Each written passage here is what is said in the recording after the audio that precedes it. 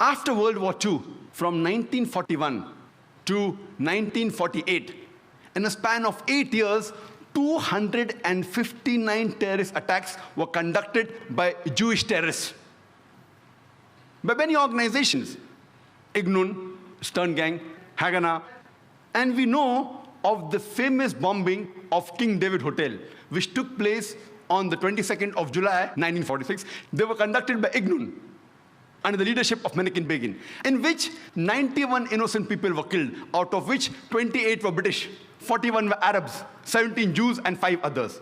The Ignun group, they dressed up as Arabs to show as though Muslims did the bombing. And the person responsible was Menachem Begin. And it was the biggest terrorist attack against the history of British Mandate, in which 91 people were killed. And at that time, Menachem Begin, he was called as terrorist number 1 by the British government. Later on, after a few years, he becomes the Prime Minister of Israel.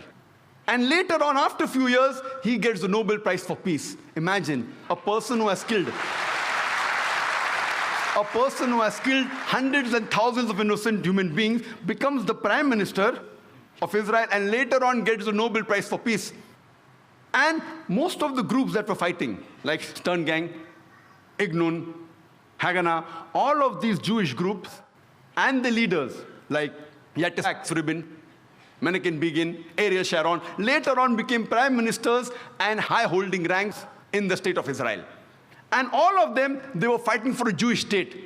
If you see the world map, before 1945, Israel did not exist. Israel didn't exist. These Jewish groups, they were called as terrorists by the Britishers. They fought for a Jewish state. Later on, with power, they grabbed the land and they kicked the Palestinians out. And now these same people are calling the same Palestinians who are fighting for a more just cause, for getting the land back. And they are labeled today as terrorists by the Israelis. Imagine, Hitler incinerated 6 million Jews. He kicks the Jewish community out. Why should they come to Palestine? The Palestinians, they welcome the cousins with open hands. If they should take a land, they should go back to Germany. They should go back to Europe. Imagine the Palestinians, they welcome the cousins. Imagine, suppose a visitor comes to your house. Being a stranger, you welcome him in your house. After a few days, he kicks you out of the house. And when you cry at the doorstep, I want my house back, people call you a terrorist. This is exactly what has happened today.